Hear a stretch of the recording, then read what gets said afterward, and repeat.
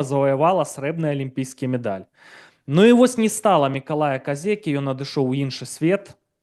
І сёння было пахаванне у Менску, і дайшла інфармацыя, што супрацоўнікам цэнтра фрыстайла, дзе працаваў Казека, які выступіў супраць Лукашэнкі ў 2020 годзе, ім забаранілі прыйсці на пахаванне развітацца са сваім калегам.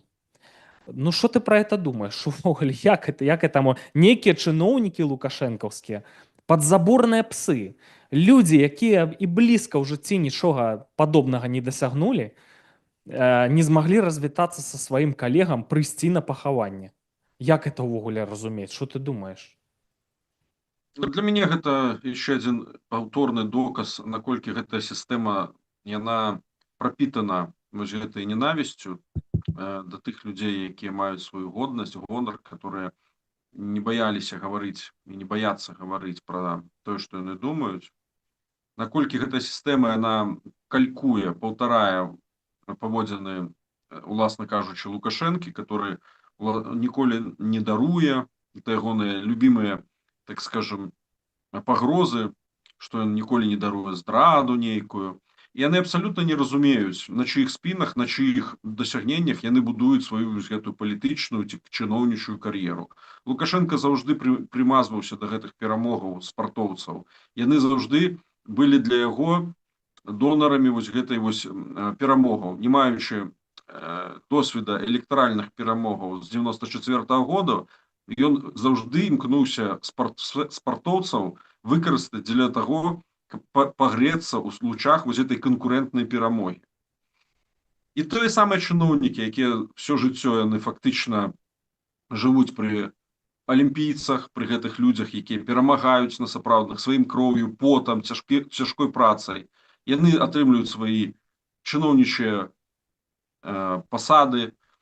І гэта абсалютна перавернутая піраміда, дзе тыя, хто робіць, яны аказваюцца тымі, каго першымі могуць рэпрэсаваць, калі яны скажуць тое, што яны па-сапраўднаму думаюць. Я думаю, што для спартоўцаў вось гэта чэснасць у спаборніцтве. Это вельмі важная рэч, потому што без чэснага спаборніцтва не бывае сапраўднага спорта і задавальнення ад перамогі. Таму я вельмі рады, што спадар-трэнер, ён быў на баку народа, который перамог тады дыктатуру. Я вельмі уцешаны тым, што гэта было. І мне вельмі прыкра, і мне вельмі сорамна за гэтых чыноўнікаў, якія цяпер не змаглі даць рады і дазволіць людзям прыйсці на развітанне з гэтым годным чалавекам. Ну, я яшчэ пішу, якія страты панесла Беларусь. Это, канешне, ну, тут такая публіка пярэстая, я бы нават так сказаў. Памёр днямі футболіст Іван Ядешка. Даруйце, баскетбаліст, самы папулярны, вядомы беларускі баскетбаліст у гісторыі, алімпійскі чэмпіён 72-го года. Праўда, пасля распаду СССР ён жыў у Маскве, ну, называў сябе беларусам. Значыцца, далей працягну пра смерці вядомых людзей.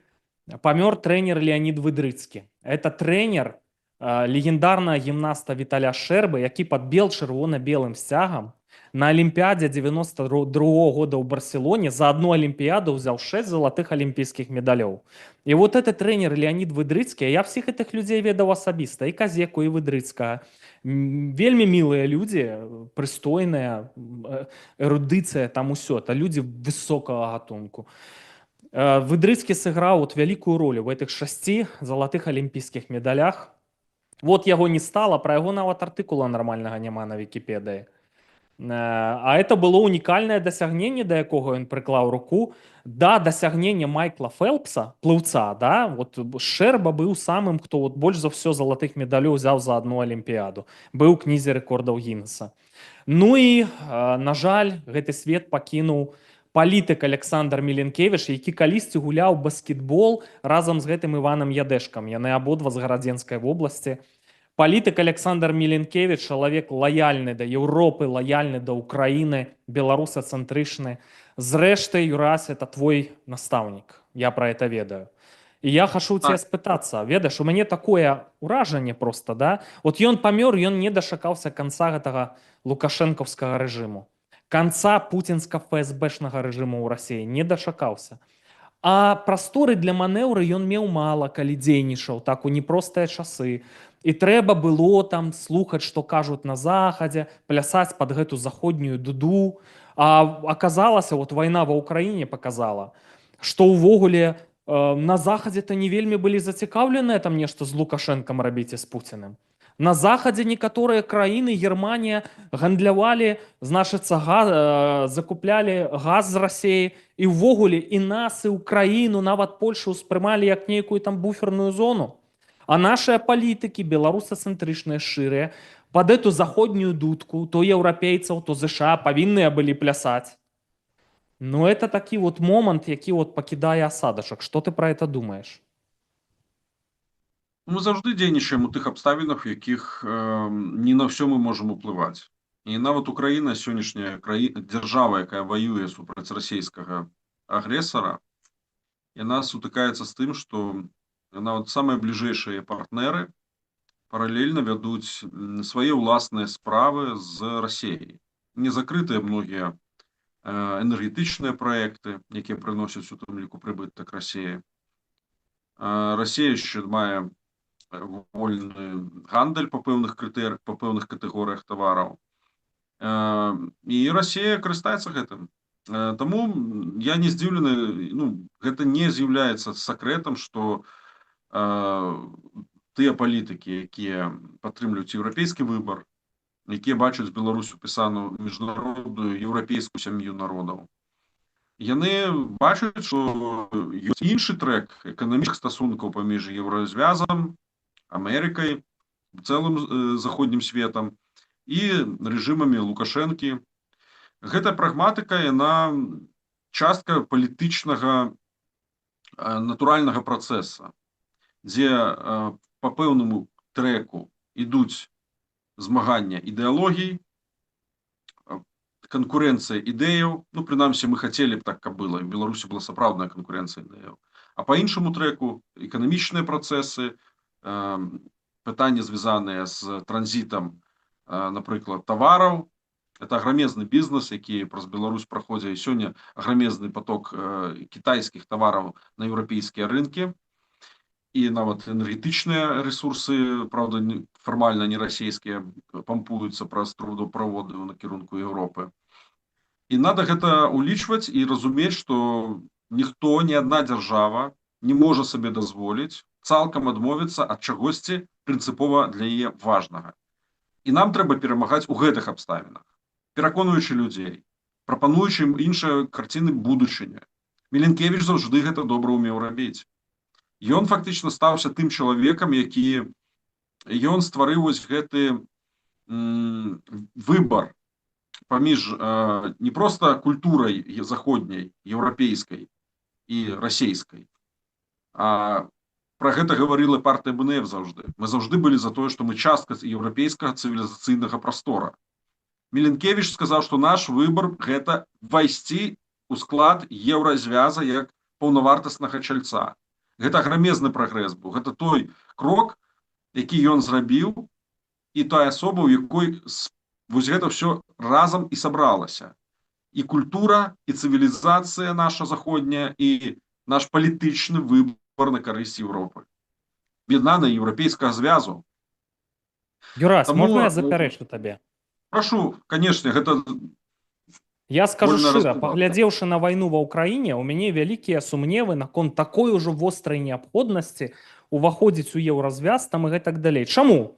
Таму што ў тым еўразвязе мы будзем на нейкіх трэціх ролях у трэцім эшелоне знаходзіцца. Таму што я пабачыў, што, всім відавочна, што Украіна сёння шчыт для Еўропы, бароніць усю Еўропу рукамі украінцаў. Тая дапамога, якая аказваецца, выбачайце, калі ласка, публікавалі лічбы. 1 мільярд даляраў год ад Польшы. 1 мільярд даляраў для Польшы – это нішто. А это преподносится, як быццам это нейкія фантастычныя сумы. Зараз б'юць па Кіеве, знішчаюць балістычнымі ракетамі жылыя будынкі, інфраструктуру. А яны не могуць, прабачце, калі ласка, значыцца, даць ракеты для пэтрыётаў. Нам самім трэба. Что это такое? Что это за еўразвяз? Дык да нас, можа быць, там будуць ставіцца як да халопаў. Таму я часам задумваюся пра тое, што, канешне, самы ты еўразвязаўскі рынок, ён нам неабходны, але ў цэлым увязвацца ва всю гэту бюракратыю, быць там на трэціх ролях, ці не лепш ствараць, што будзе час новых хаўрусаў, кшталту балта-чарнаморска, калі і Украіна, і мы разам, і далучацца іншыя дзяржавы, будзем ствараць новыя хаўрусы, так, мяняюцца часы, а не будзем арыентавацца на Брюссель, Францыю, значыцца, і нямецчыну, і плясаць пад іхную дуду. Раз ужо так яны сябе неканструктыўна насамрэч праявілі. Што ты думаеш пра гэта? Я думаю, что, конечно же, Еўразвяз это не тое месца, куды мы потрапім вось по одному щелчку пальцаў.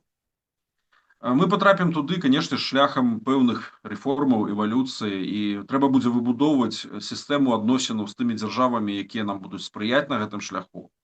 Таму на гэта можа быць і такая ступенчатая, прамежкавая, прыступкавая такі рух, калі будзе створаны і нейкі клуб балта-чарнаморскіх ці шырэй, можа быць, і балта-чарнаморскіх скандынаўскіх там краінаў, калі мы зможам збудаваць, можа быць, і нейкія ваенна-палітычныя звязы, якія будуць на гэты перыяд забяспечваць стабільнасць рэгіёна, бо мы не войдзем і ў НАТО на такім жа самых падставах.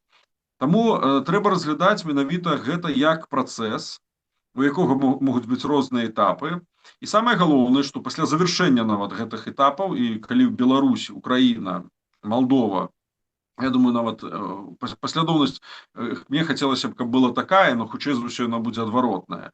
Так вось, калі б мы аказаліся ў складзе Еўразвяза, ужо выпрацаваўшы свой унутрырэгіянальны кансэнсус для краінаў, якія аб'яднаны адной небяспекай з боку Расіі на сённяшні дзень. Я спадзяюся, што калі мы будзем у той будучыні, то гэтых небяспекаў ужо не будзе. Яны будуць ці знівеляваныя, ці мінімальныя.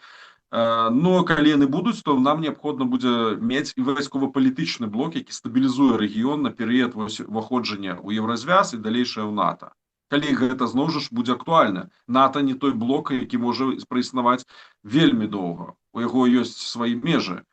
Таму я за тое, чтобы любыя схемы, якія прапануюцца нам, нашымі суседзямі, з якімі у нас непадзельная агульная бяспека, з якімі у нас супольная гістарычная мінуўшчына, агульныя каштоўнасці, інтарэсы ў развіцці рэгіёна, рэгіянальнай бяспекі, то вось з гэтымі суб'ектамі непасрэдна развіваць цяпер і зараз добрасуседскія адносіны, нават не маючы зараз уладных паўнамоцтваў. Таму рух да еўразвяза, уваход у гэты еўразвяз можа быць такім доўгім, што на гэтым перыядзе, на гэтай дыстанцыі мы павырашаем тыя праблемы, пра якія вось вы сказалі, што ёсць пэўная патрэба ў рэсурсаванасці суб'екта, чтобы не аказацца ў еўразвязе нішчымным. Тым, хто просіць. Не, гэты ўваход не павінен быць на падставах датацыі ці нейкага дабрачыннага крока. Не. Гэта павінны быць уваход краіны, якая прыносіць з сабой дадатковую вартасць, дадае важнасці гэтаму звязу, цэментуе яго, дае нейкую новую якасць, вельмі сур'ёзную. Беларусь можа быць такой краінай. Мы не малая дзяржава, мы сярэднееўрапейская краіна, у якой ёсць свае моцныя індустрыі, можа быць, не супервыбітныя, но добрыя, салідныя. Ёсць і выбітныя, но аналагаў якім няма. Белаз. Аналагі ёсць. Яны могуць... Катэрпілер у Штатах там. Катэрпілер, по-моему, Камацу. Ёсць пэўны пералік брэндаў ці там, но гэта наш моцны бок. І незалежна ад усяго мы яго можам захаваць і развіць і прынесці разам з сабой у еўразвяз. І гэта не толькі вось жалеза, пра якую мы сказалі. Ёсць іншыя даробкі, якія вельмі важныя. В Беларусі даволі моцныя ёсць традыцыйныя накірункі па фізікі, по, так скажем, то, чым даже Міленкевіч займаўся, вось тое, што звязана з лазерамі, вось гэтымі тэхналогіямі Гэта ёсць таксама частка нашай вельмі моцнай традыцыйнай індустрыі і навукі.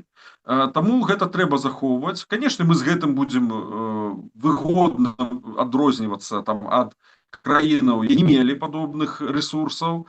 Вось. Ну і я спадзяюся, што пытанне дастрайвання бяспекі, вось контура бяспекі, мы ў гэтай праблеме зможам свой вялізны ўнёсак зрабіць як дзяржава. Ну што ж, я бы хацеў толькі тут дадаць, што тэрытарыяльна Украіна, ну калі взять разам з Крымам, Донбасам, яна тэрытарыяльна самая вялікая дзяржава ў Европе. Расею я Европай не называю. Давайте про это забудемся ўвогуле. І я не супраць, каб она драбнейшай стала Расія, так раскалолася на розныя часткі, і такі сцэнар ёсць. Праўда, мы ад яго зараз далёкія. Самая вялікая это Украіна. Я не супраць, каб Украіна, толькі вітаю, стала сапраўдным стейкхолдерам, здольнасці да тэхналагічнасці ёсць, рэсурсы там і гэтак далей. І пасіянарная сіла вельмі магутная, што паказала вайна.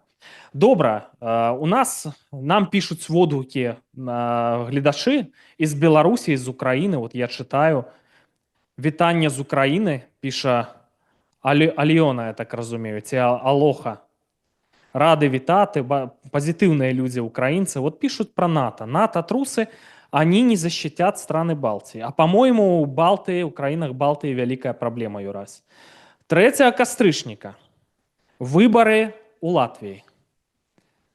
Латвийский Янукович, Росликов, Алексей Росликов, ну там часом пишут Росликовс.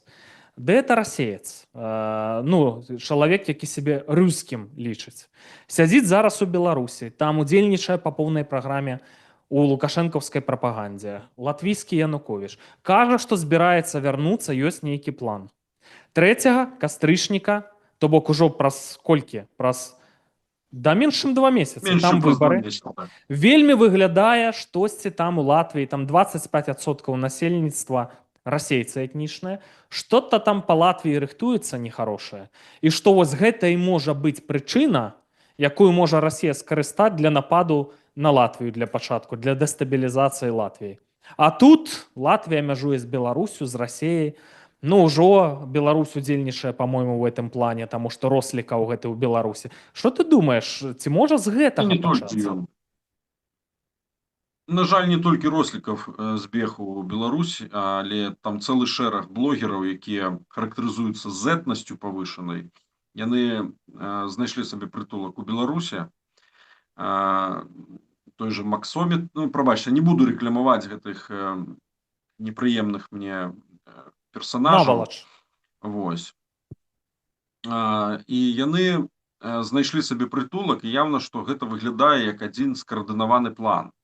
Мажліва, што яго трэба спружваць і з падзеямі на мяжы, калі Латвія зараз з'яўляецца краінай, супраць якой ажыццяўляецца павышаная агрэсія, ну, маецца на ўвазе міграцыйныя потокі скіраваныя на Латвію, нелегалы штурмуюць. Там было некалькі выпадкаў, калі апошнім часам былі абнаружаныя падкопы пад мяжой. І у Літве рэальныя падкопы будуюцца, это неймаверна просто. Так. І абсалютна вось недаўняя падзея, гэта залёт дронаў, пра якія, ну, да гэтага украінцы казалі, як пра мажлівы сцэнар з боку Расіі, калі будуць выкарыстаныя дроны перахопленыя, так скажем, якія расейцы атрымалі ў якасці цэлага агрэгата для дэстабілізацыі прибалтийских краинов. Ну, может быть, это еще не той выпадок, потому что Россия зараз активно атрымлівае бандеролі, посылки от украинцев на паўночных своих рубежах вось этого Балтийского мора. И цалкам верагодна, что это могли быть выпадковые збіўшиеся з дороги украинские дроны, но теоретично адвергаць верагоднасць эскалацыі з гібриднымі такими сцэнарамі я б не стаў, бо про гэта гавораць у тым ліку вось гэтыя блогеры так званыя, которые знаходзяцца зараз у Беларусі. Яны камлаюць просто про тое, што вось з боку Латвіі ёсць нейкая агрэсія супраць Расіі, і фактычна яны заклікаюць вось да больш жорсткіх сцэнароў. Гэта я чуў вось літаральна сёння у інтэрв'ю аднаго з гэтых персонажаў. Як ты лічыш, якая большая імавернасць? То, што Латвію дэстабілізуюць, ці што Расія паспрабуе ўдарыць па Польшы, ну нядаўна ж ударылі ракетай балістычнай па полю ў Польшы, так правяралі, як там будзе супрацьпаветраная абарона працаваць. От што, ці это все ў комплексе можа быць? Таму што сітуацыя на вайне ва ўкраіне такая, што не то, што ні туды, ні сюды, украінцы пайшлі на эскалацыю, но з бензінам перабоі ў Расіі. Wildberries, это склады амаль что все побили. Россия ідзе на эскалацию, но тут такая тонкая мяжа, Путин можа не то что дагуляться, но можа дэстабілізироваться. Все можа посыпаться ў России. Ім патрэбныя перамоги, ім патрэбныя нейкія кроки. Як ты думаешь, што вось найбольш імаверна з Латвіі пачнецца, ці па Польшы удараць, ці пасля мобілізацыі, вот выбор ж у Дзярждуму 18 верасня ўжо хутка, так, ужо праз месяц, амаль што. І яны ж могуць новыя кантынгенты на Беларусь перакінуць там, каб лепшы быў кантроль і там нейкія дзеянні былі па Чарнігаўскай вобласці Украіны, каб лягчэй было даставаць біць па Кіеве. Што, які варыянт найбольш імаверны, як ты думаеш? Ну, я вельмі перажываю за тыя падзеі, якія могуць адбыцца ў Латвіі на сённяшні дзень. І тэарэтычна з рознай ступенню верагоднасці мажлівы і сцэнары в Балтыйскім моры, бо там ёсць уразлівыя лакацыі, такія тэрыторыі, выспы. Ёсць пагроза таго, што яна мною пакуль што разглядаецца ў меншай ступені, як пагроза Сувалскага калідору, бо ўсё ж такі Польша — это краіна, у якой найбольш моцная рэгіянальная групоўка войска ўласная. Яна не будзе лёгкай здабычай для расійскіх планаў. А вось тое, што адбываецца в Латвіі на сённяшні дзень, то, што гэты сцэнар, ён спружаны з палітычным календаром, а менавіта з выбарамі ў парламент, дзе актывізавалася прарасійская пятая калона. Вось гэта ўсё выклікае нават у нейкім сэнсе гістарычныя аналогіі. Бо калісьці ў 40-м годзе, калі Сталін с Гітлерам падзялілі Еўропу, вось акурат лёс трох прыбалтыйскіх дзяржаваў, ён і вырашаўся па формуле палітычнага крызіса, вайсковага кантынгента, упразнення суверэнітэта і незалежнасці. То есть, калі палітычныя падзеі, эскалацыя розных, напрыклад, пратэсты, страйкі, забастоўкі нейкія, яны прыводзілі да таго, што ў 40-м годзе прывялі да таго, што ў савецкай улады былі пэўныя свае рэзоны і, так скажем, ідэалагічнае абгрунтаванне неабходнасці дадатковага кантролю над гэтымі еўрапейскімі дзяржавамі. Так вось, аналогія не з'яўляецца прямым узорам для рэалізацыі цяпер вось нейкіх сцэнароў, но яна проста мне нагадвае, што палітычны крызіс улады для Пуціна — это найбольш зручны момант для атакі на тую краіну, якую набраў сабе ахвярай. Так было ў 2014 годзе з Украінай. Як толькі палітычны крызіс выштурхнуў, ці, хутчэй за ўсё, правільна сказаць, калі Януковіч самаўстраніўся ад выканання прэзідэнцкіх функцыяў, завёўшы перад гэтым краіну ў палітычны глыбокі крызіс, вось тут жа Пуціна, тут жа на стале аказались планы па анексіі Крыма, па распальванню вайсковых канфліктаў на тэрыторыі украінскага Донбаса. Все гэта піталася мясцовымі прарасійскімі элементамі, все гэта піталася той агентурай, которая гадамі вырошчвалася на тэрыторыі Крыма, на тэрыторыі Донбаса. Пасля гэта ўсё адкрылася. Мы ведаем прыблізны спіс гэтых лідараў, которые аказаліся шмат год працавалі на карысць Расіі. І вось тое самае можа быць як пагроза, як такі сцэнар для цяперашніх падзеяў у Латвіі. Я вельмі за гэта перажываю. Можа быць, все это мае фантазіі, но тым не менш падставы для гэтых развагаў у мяне ўсе ёсць. Гэта і Ну, супадзенне конечно, актыўнасці есть. блогераў, беглыя палітыкі, выбары, на которых ставіцца вельмі шмат. Пуцін згубіў угоршчыну, яго даўні прыхільнік Орбан страціў усё там. Цяпер пытанне, дзе Пуцін можа адыграць хаця бы нейкую невялікую фішку. Это можа быць Латвія. Шановні глядачі, підписуйтеся на канали Пора, на канали Радіо Рація, у Ютубі, у Тіктокі, коли ласка, підписуйтеся. Пишіть ваші питання. Я так розумію, раз уже ми виходимо на різних платформах, то всі платформи нас нешта сьогодні не вельми добре роздають. А наш гость тим часом перспективний білоруський політик Юрась Мелешкевич, особа, яка ведає більше іншое, магчыма. До речі, Юрась, я хвалююся за Латвію вельми. Яны ж наўпрост мяжуюць з Расіяй, наўпрост мяжуюць з Беларуссю. Ну, абсалютна чытаецца план, і там агентуры, напэўна, поўна. Я слухаю гэтых прапагандыстаў рослікавых, у іх жа нават акцэнт беларускі. Яны дзекаюць, цекаюць, можа быць, яны нават не маскалі, а беларусы этнічнае, такое ў мяне ўражанне. Мяне здзіўляе, што ў Рызе размаўляюць як у Менску. Вот там таксама сур'ёзная ступень русифікацыі, нават акцэнт беларускі. Это вельмі цікавы момант. Як ты лічыш, все-таки, я хочу вернуцца да тэмы Украіны. Ты прыгадаў Крым. Крым, я вельмі спадзяюся, просто будзе косткай у горле Расійскай Федэрацыі, што все пойдзе все-таки па сцэнары. Ну, што дэстабілізуецца, Расія разваліцца. Что это нормальный такі цывілізацыйны працэс, так павінна здарыцца. Мы зараз назіраем за гэтымі працэсамі. Ці не, ці я памыляюся. Таму што як зайшла размова пра пералом у вайне, ракет у іх там на захадзе няма. Это PAC-3, няма гэтых ракет. Амерыканцы не даюць. Так Трамп боится страціць свайго любімага спарринг-партнёра Расіі. Слухай, так як сябе заходнія краіны паводзяць, то мне адбіла жаданне абсалютна ўваходзіць у еўразвяз і потым падыхную дудышку там яшчэ плясаць. Гары яно гарам. То, як яны паступілі з Украінай. Но все-таки, як ты думаешь, як там разгорнецца ва Ўкраіне, вот зараз відавочная эскалацыя, хто паламаецца?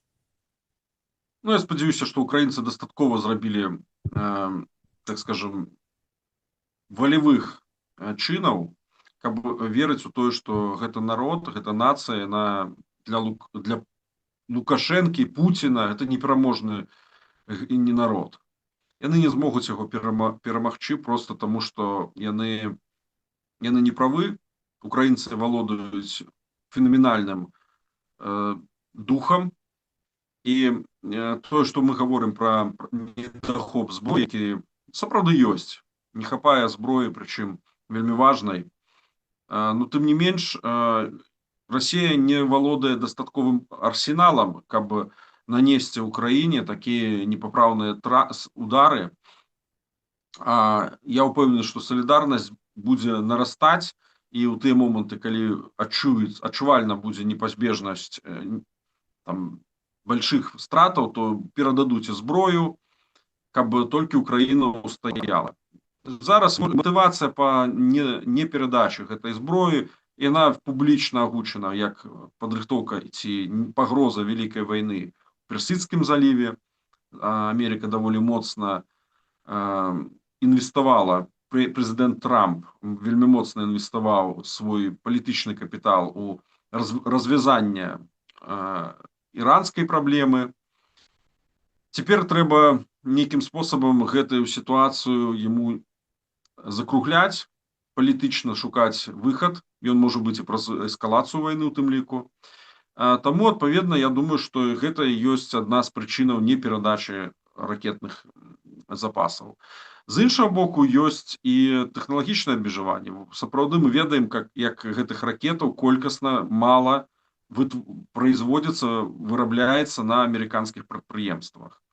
Ці дасягнуць у гэтым годзе магутнасці па выпуску тых, калі з'явяцца дадатковыя партіі, што перадаць Украіне, вялікае пытанне. Можа быць, это здарыцца толькі ў наступным годзе. Але мне ёсць надзея на тое, што, па-першае, Украіна філігранна выкарыстае свой вайсковы патэнцыял, перш за ўсё тыя даступныя ўласныя тэхналогіі па дальнабойных санкцыях. Пра гэта гавораць, што не маючи можливости сбивать ракеты, Украина все ж таки мае можливости знішчаць пускавыя. Гэта тэхналогія, ну, ёсць. Ёсць яшчэ дадатковая можливасць гэта абсекаць тыя крыніцы паставак незаменных вось частак кампанентаў для ракетных расійскіх тэхналогіяў. І Украіна гэта ўжо дэманстравала, калі наносіла удары па вельмі важных тэхналагічных цэнтрах, вытворчасцях менавіта ракетнай галіны Расіі. Таму ёсць розныя спосабы барацьбы з ракетным тэрарызмам, які вядзе Расія супраць Украіны. І збіваць ракеты сучаснымі ПАК-3 вось гэтымі ракетамі перахопліваючымі, гэта не абавязкова адзіны варыянт. Ёсць яшчэ мінімум два, которые можна дадаткова задзейнічаць. Знішчаць пускавыя, знішчаць ці то прадпрыемствы, ці тыя прадпрыемствы, якія непасрэдна збіраюць гэтыя ракеты, альбо забяспечваюць вытворчасць кампанентамі. Таму я спадзяюся на гэта. Никаких ілюзій адносна таго, што массово зараз і ў Расіі з'явяцца ракеты, ці ў Украіны яны з'явяцца. На жаль, у мяне няма, што Украіна іх атрымае. Ну, ёсць просто ўжо назіранне за гэтай вайной, якая вядзецца ўжо 4,5 гады.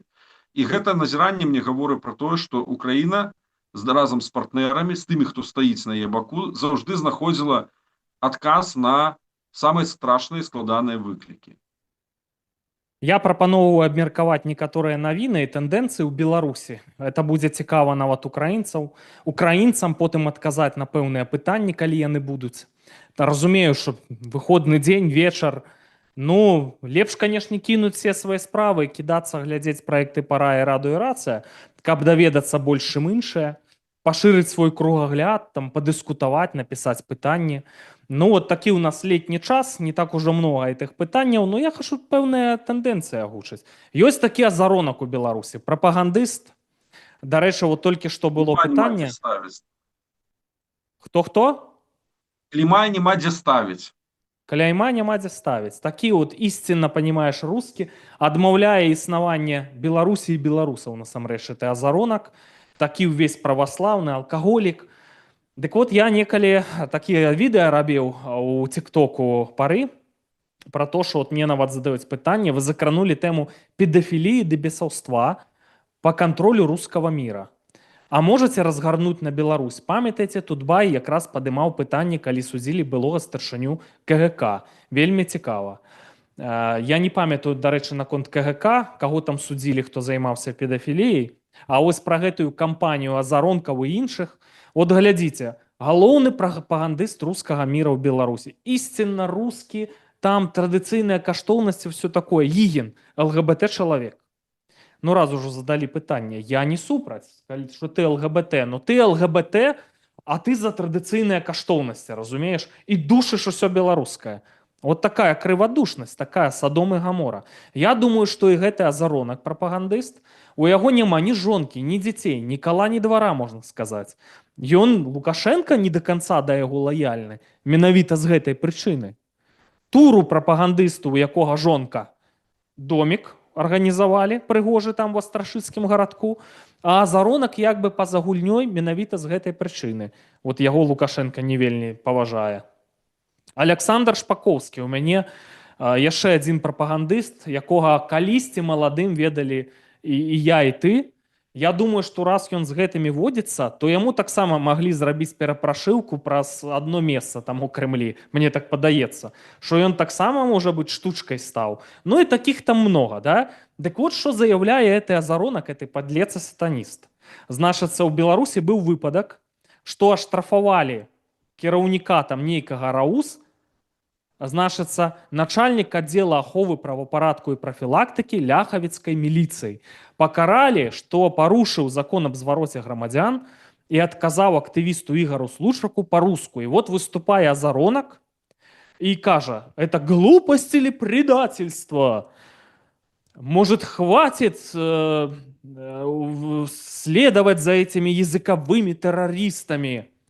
и закон про обращение граждан на врагов народа не распространяется.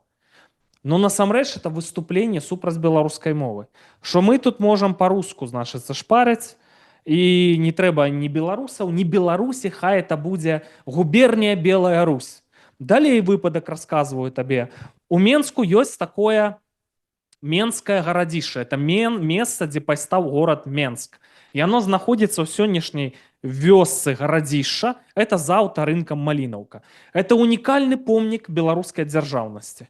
Менск быў, як аказалася, яшчэ ў 10 стагоддзі, нядаўна пад эгідай Інстытута гісторыі Акадэміі навук там правялі раскопкі.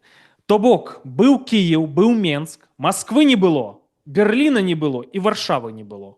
А мы былі, это былі вельмі значныя гарады, і Менск, і Кіеў. Значыцца, правялі раскопкі. Хто туды влез зараз? Ёсць такая кампанія ВДС, якой кіруе такі не Арцюхович, Александр Арцюхович. Это один з кашалькоў рускага мира ў Беларусі. Істинна праваслаўны чалавек. Ён улез у это Менскае гарадзішча, каб там все спаскудзіць, каб там маскоўскую царкву збудаваць з цыбулінамі, таму што падчас раскопак там знайшлі нейкія гузікі, якія насілі святары, і знайшлі нейкае паходнае кадзіла. Ну не ведаюць, які перыяд, можа, это і 15 стагоддзя было. Ну и вот на этой подставе давайте всех там купил, карацей, музей у Строчицах, Институт гісторыі Академии наук, давай там будовать вот эту вот херабору москальскую с цибулинами, так? И зрабіць это помник, уникальный помник белорусской державности, зрабіць оплотом русского мира. Вот это зараз отбывается. И никто ничего ему не может зрабіць. Просто вот сатанизм топшуть усё белорусское. У фаворы вось гэтыя все вот это навалаш, это сатаністы прарасейскія, якія падтрымліваюць вайну, падтрымліваюць забойства украінцаў, і у іх пена ідзе з рота ад ненавісці да ўсяго беларускага і украінскага. Слухай, ну і Лукашенко этому всяму пасабляе. Вот Лукашенко такі самы, як ты думаеш? Яны же Лукашенко гатовыя прыкончыць, яны маскіруюцца, што яго любяць. Ну, вакол дыктатараў заўжды збіраюцца людзі, якія не адрозніваюцца ні маральнасцю, ні прыстойнасцю. Звычайна гэта людзі, якія разважаюць тымі самымі катэгорыямі, што і дыктатар. Лукашенко это дыктатар, у которого на руках кроў. Ягоныя паплечнікі, атачэнне такія самыя. Пра іхнія здольнасці і мерзотныя учынкі, вось ты гаворыш, што адна з іх мэтаў гэта зараз забудаваць вось гэтую тэрыторыю вакол гарадзішча, прывабная тэрыторыя, гэта непасрэдная блізкасць Менска, безумоўна, гэта эканамічна вельмі прывабны праект. Пры тым, што вакол могільніка, вакол гэта замчышча ці гарадзішча, правільна сказаць, акрамя таго, што было паселішча ў выглядзе, селішча сярэднявечна, там былі могілкі старадаўнія, бо людзі хавалі сваіх мёртвых там прыблізна, дзе яны жылі. І вось мне цікава было пабачыць, у якіх канкрэтна лакацыях, на якой канкрэтна дзялке яны распачынаюць гэты праект, ці не залезае ён на могілкі. Ну, гэта асобнае пытанне.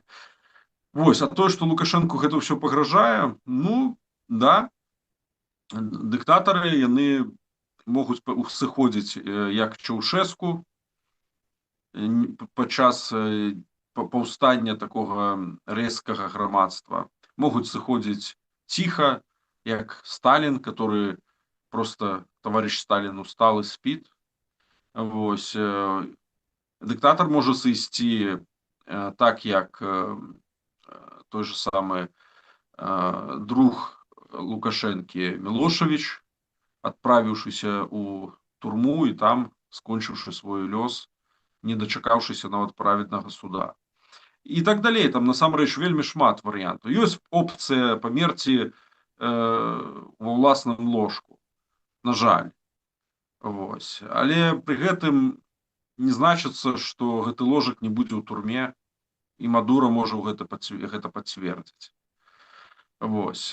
Таму я б все ж таки думаў пра з боку, вось, калі пра гэтых дыктатараў, што хутчэй за ўсё аналізуючы вось гэты вось свет дыктатараў, іхніх сцэнароў жыцця, Лукашенко будзе імкнуцца максімальна ізаліравацца ад света вось разам з Пуціным у які-небудзь такі вось, ну не рускі мір, ну нейкі такі вось герметычны і дыктатарскі мірок, вось, в якім яны змогуць жорстка эксплуатаваць уласнае насельніцтва, рацірваць вось гэтае атачэнне, яго эксплуатаваць, калі трэба яго чысткі ўчыняць яму жорстка. Вось, бо, на жаль, для іх гэта будзе просто збан са змеямі, то, што часам называюць змея-гадзюкінг. Вось. І я думаю, што для такім чынам гэта непазбежная просто рэальнасць, у якой яны акажуцца. Бо у іх не будзе мажлівасці падкупаць грамадства, бо санкцыі і неэфектыўнасць агульнай эканомікі, ваеннай эканомікі, яна скажацца на гэтых эканамічных сістэмах. Я думаю, што рэпрэсіўнасць рэжыма будзе ўзрастаць, незадаволенасць будзе расці, і, адпаведна, неабходнасць пастаянна мяняць атачэнне, таму гэта паскорыць у тым ліку іх канец, бо ні адні сілавікі, ні адныя прыкарытныя бізнэсоўцы, яны не захочуць быць пасецителями СИЗА номер 1, турмы КДБ, альбо нейкім спосабам яшчэ спісанымі на задворкі. У нейкі момант дыктатар становіцца вельмі вялікім тормозам у іх прыватных планах. Дыктатары становяцца проста крыніцай ўсіх праблем. І тады гэтыя дыктатары паступова губляюць кантроль, губляюць уплыў і сыходзяць по одному, другому, третьему сцэнару з палітычнай сцэны. Юрась, мне цікава твоё меркаванне. На гэтым тыдні разышлася інфармацыя ад службы знешняй выведкі Украіны про то, што беларусы, будьце асцярожныя, можа у вас ляснуцца эканоміка з-за Расіі. Но калі это паведамленне цалкам пачытаў, значыцца, справа не ў тым, што яны білі па Вайлдберрису і спрабуюць там стварыць, дэстабілізаваць банкаўскі сектар у Расійскай Федэрацыі. І таму тут все паваліцца ў Беларусі, а таму што агулам павінная нібыта не вытрымаць паваліцца эканоміка Расіі, а беларуская эканоміка вся прывязаная, і вот все просто выпаленае эканамічнае поле будзе ў Беларусі. Вот такое паведамленне ад службы знешняй выведкі Украіны. Ну слухай, ну мы ўжо палохалі па поўнай праграме, значыцца, што вот з 2020 года, што разваліцца эканоміка, ні халеры не развалілася, а ўзровень жыцця ў Беларусі па сёння, ну, магчыма, нават вышэйшы, калі там розныя фактары супаставіць, скажам, чым у Балгарыі і Румыніі нават. Што ты думаеш? Ці чакаеш ты, што до конца 26 года все, ў Беларусі просто эканамічны абвал? Паводле адчуванняў, ты ж не эканаміст, як ты думаеш? Ці это все балабольство? Я могу арыентавацца на тых эканамістаў, якія лепш заглыблены ў гэтую тэматыку і аналізуюць яе сваімі ўласнымі методыкамі і працай. Недавно Лео Львовскі, адзін з такіх эканамістаў, по-моему, з цэнтра Бірок, ён паведаміў, як выглядае стан нашай пенсійнай сістэмы. Стан гэты вельмі трывожны, больш за тое. Гэта стан напярэдадні вялікага абвалу, потому што неабходнасць прыцягнення рэсурсаў у гэтую сістэму па разліках гэтага спецыяліста $40 мільярдаў. Это сума, якая яна эквівалентная, она сувымерная абсалютна з доходнай часткай бюджэта, нават з ВВП Беларусі. Даволі небяспечная сітуацыя, і можна пазычаць, як быццам бы у будучыні краіны пастаянна браць нейкія крэдыты, умоўна кажучы. Но ў нейкі момант прыходзіць дзень, калі за гэта трэба плаціць, і эканоміка, яна працуе па законах все ж таки больш матэрыяльных, аб'ектыўных. Трэба альбо тавары прадаваць, альбо паслугі аказваць. Не можна грошы ствараць выключна як мультиплікатар альбо бюджэта, альбо эмісія, альбо запазычанасці, якія ствараюцца ад знешніх крэдытораў. Урэшце рэшт гэта мае канец. І паколькі Лукашенко не зацікаўлены ў стварэнні канкурэнтнай рынкавай эканомікі, ён заўжды толькі шукае варыянты праз дзяржаўныя канцэрны, праз дзяржаўныя прадпрыемствы, праз максімальны дзяржаўны ўдзел развіваць бізнес. Ён фактычна множыць тых зомбакоў, якія з эканомікі цягнуць з той часткі, якая яшчэ працуе. Беларусы народ працавіты. Беларусы народ, які плаціць падаткі. Дык вось з гэтай часткі здаровай эканомікі пастаянна выцягваюцца рэсурсы і накіроўваюцца на тыя праекты, якія не прыносяць ніякай карысці, яны не прыносяць ніякай аддачы. І я разумею, што абвал можа адбыцца вельмі імклівы, таму што праблемы, якія назапашваюцца, нейкі час хапае менеджмент рэсурсаў, каб закрываць гэтыя дзюркі, а пасля адбудзецца ўсё як вельмі імклівае падзенне. І Расія не выратуе, таму што ў Расіі больш няма гэтай бездоннай бочкі, з якой яны могуць чэрпаць рэсурсы праз продажу энергетычных сваіх рэсурсаў, праз сыравіну, якую быццам бы там бясконцая таксама аб'ём. Расія больш не з'яўляецца тым крэдыторам, які зможа закрыць пазыкі Лукашэнкі, які ён стварае для раздування гэтага роста так званага. Таму я арыентуюся на тое, што я бачу, тое, што я ведаю. Калі б я ведаў, што Лукашенко сапраўды ён адкрывае сапраўды выгодныя рынкі, ён наладжвае эканамічныя стасункі з развітымі эканомікамі, ён дамаўляецца пра эфектыўныя схемы продажы тавараў, паслугаў, эканамічныя стасункі з блізкім нашим оточением развивается. Я бы еще мог задуматься про перспективы як штосьці пазітыўнае. Ну, калі у нас нават паступова затухаюць развагі пра гэтыя дальнія дугі, на якіх шукалі гандлёвых партнераў з Лацінскай Амерыкі, з Паўднёва-ўсходняй Азіі, з Афрыкі, куды не было мажлівасці нічога пастаўляць, акрамя таго, чтобы удзельнічаць у разграбленні рэсурсаў тых народаў, тых дзяржаў, дзе не такая моцная ёсць дзяржава, як такая. Вось. І Шэйман станавіўся разам са сваімі падручнымі проста чарговымі гаспадамі, якія грабілі афрыканцаў ці там якія-небудзь іншыя дзяржавы. То я разумею, што у гэтых эканамічных сцэнароў ёсць фінал, і я чакаю, упэўнены, што гэта будзе абвал і канец гэтага рэжыму, у тым ліку ў эканамічнай плашчыне.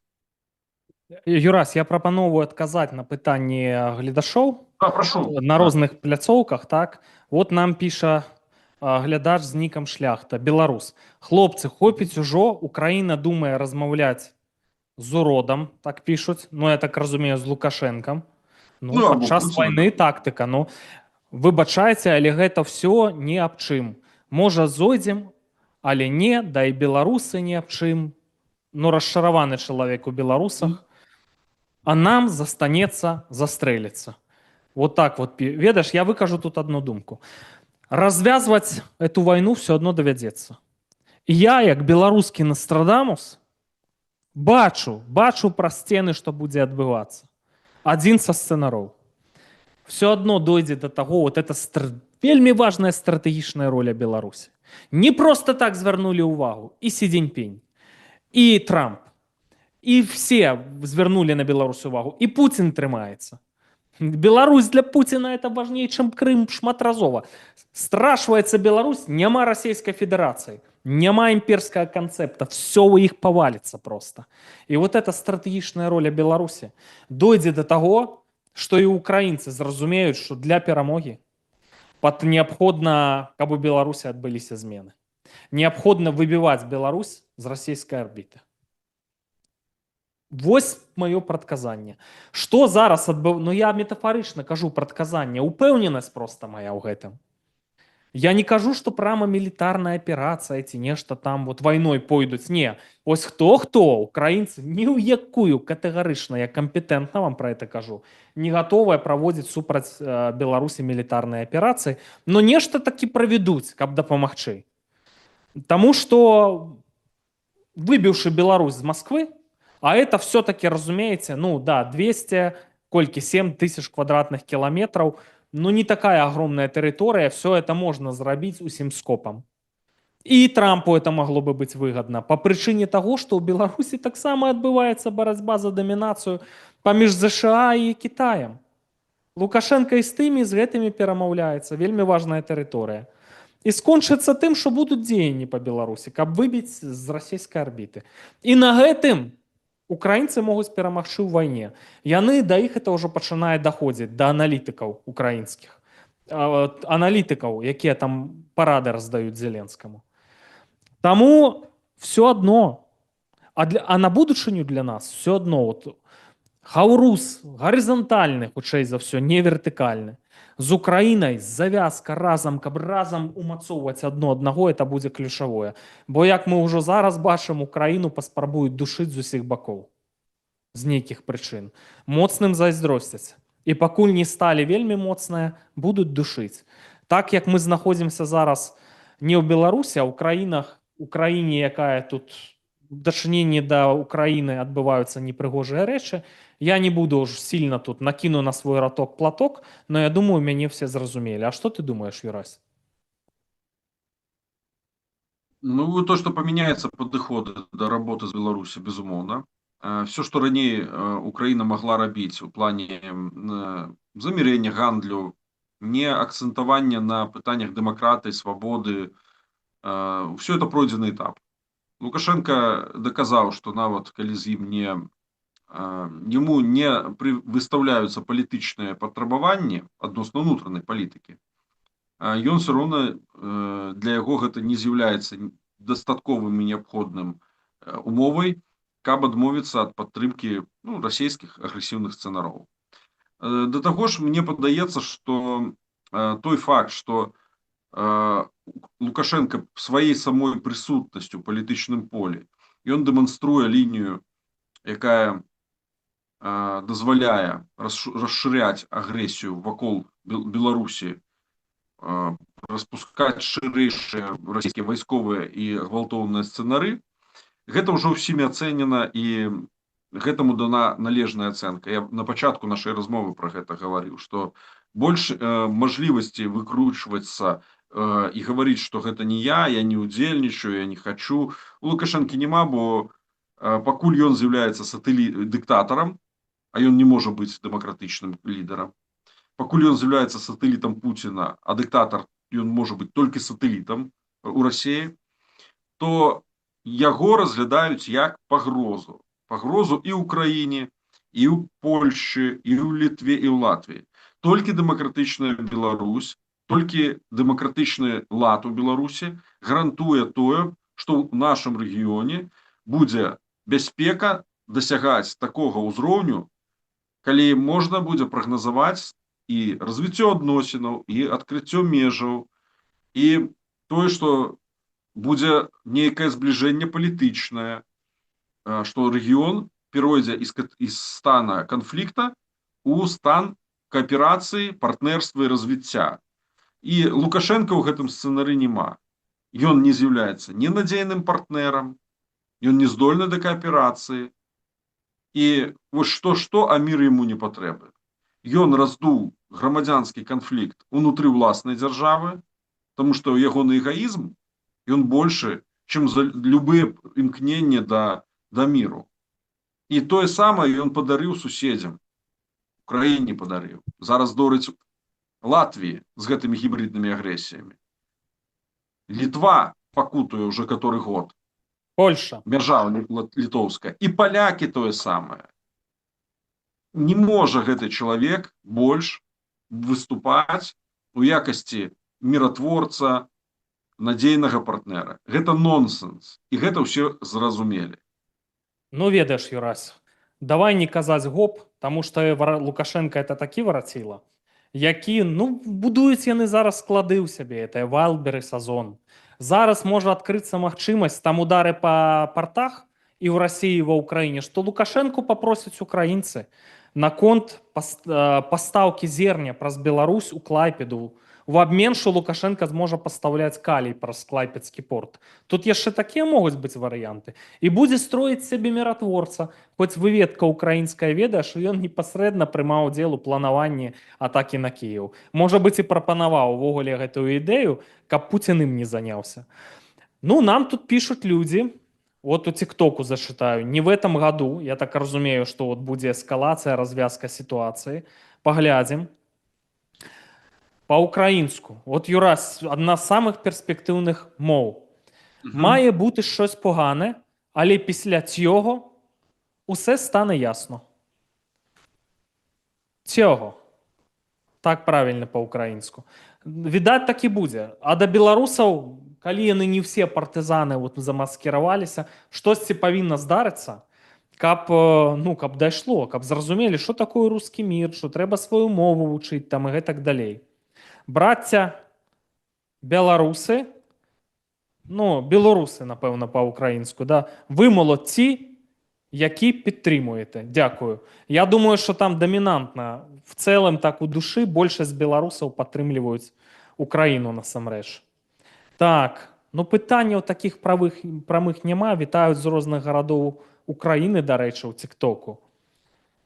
Дякують люди, радий вітати. Великі друже України, я б ганарыўся бы гэтым. НАТО трусы, они не защитят страны Балтии. До речі, такое может быть. А вот у нас у Ютубе реакция. Рашка проиграет войну, и мой любимый президент уедет на Кубу. Як ты думаешь, до речі, что Лукашенко ж рыхтаваў варианты эвакуации из Беларуси? Куды он отправится? Ну, відавочна, што это нейкая краіна, якая, ну, па-першае, не мае ніякага заканадаўства пра экстрадыцыю. Ну, на мапе не так шмат месцаў, куды можа схавацца дыктатар з спадзяваннямі, што яго адтуль не выводзяць. Ну, Кітай гэта, наверное, найбольш такая моцная гарантыя будзе не безадказнасці і сыходу ад адказнасці Лукашэнкі. Адзінае, ці здолее ён праскачыць у гэтае ігольнае вушка, калі трэба будзе прыняць гэтае рашэнне. Мне, калі шчыра, ну, пытанне ягонага лёсу менш за ўсё хвалюе ў плане таго, што ён прычына многіх праблемаў, але мне б хацелось бачыць, як гэтыя праблемы вырашаюцца ўнутры нашага грамадства. Вось. А займацца ягоным лоўляй яго, ці прагназаваць, куды ён можа збегчы, ну, был такой дыктатар Пол Пот. Праседзеў ён у джунглях ладны кавалак свайго жыцця і там бесслаўна сканаў. 2 мільёны людзей знішчыў. Больш, чым Пуцін. Так, быў злачынцам вышэйшай просто пробы. І сканаў, памёр у джунглях, у нейкай нікому невядомай яме. Вось. Таму мне не цікавы лёс гэтых людзей у плане таго, што я лічу, што ён все роўна будзе вельмі сумны. Бакіеў, які хаваецца зараз у Беларусі, я думаю, што ён абсалютна не з'яўляецца не шчаслівым, ну, жывым, быццам бы на свабодзе, але з тым, як свет зараз схлопваецца, як краіны дыктатуры абрынуліся ў Венесуэле, я думаю, все яны чакаюць, што можа нешта здарыцца. І яны самі акажуцца беглецамі, як беглі там Бакіевы розныя, там сирийские Башар Асад и так далее. Ну, я вам дакладываю, что, безумоўна, варыянты эвакуацыі Лукашэнкі рыхтавалі, штосьці вывад грошай праз Саудаўскую Аравію, а потым праз Аман. Чамусьці зачасціў Мнангагва, по-моему, прэзідэнт Зімбабве в Беларусь. Я думаю, что это можа разглядацца як запасны аэрадром. Таму што, уяўляеш, Юрась, ты ты ж палітык, робішся ты кіраўніком Беларусі. Вот так павернецца сітуацыя. Мелішкевіч, галасуй за Мелішкевіча, і прагаласуюць. Вот уявіце сабе, і табе Сі Цзіньпінь такі вот падаруначак на сподачку. А Мнангагва, можа быць, гэтага і не зробіць. Для іх Беларусь не такая важная, як для Китая, это горлышко пляшки, так? Таму, ну, але давай прызнаем шчыра. Ты адсидзеў у беларускай вязніцы. Зараз за мяжой вось сядзіш у нейкай кануры, як і я таксама. А Лукашенко ў прэзідэнцкім палацы дагэтуль, а яму 71 год, ён ужо сядзіць ва ўладзе больш, чым Сталін. Ён такі вараціла, ён абставіў усіх. І, можа быць, абставіць нас з табой, і Трампаў, і Сі, і Пуціных, і ўсіх. Таму это геній ад сатаны. Паглядзім, як это все развернецца. Ну, пакуль ён там сидзіць, нашае жыццё не салодкае, і мы страшваем бацькаўшчыну, якая русіфікуецца, і ў Беларусі адбываецца баль сатаны. Ці хочаш ты нешта дадаць? Ну, я все ж таки хотел бы сказать, что при тым, что темные часы, яны, безумоўна, в Беларуси наступили, але ў гэтай цемры все равно есть тыя зоркі, тое, што свеціць нам вельмі ярка. І на гэта можна арыентавацца, і я веру ў лепшае.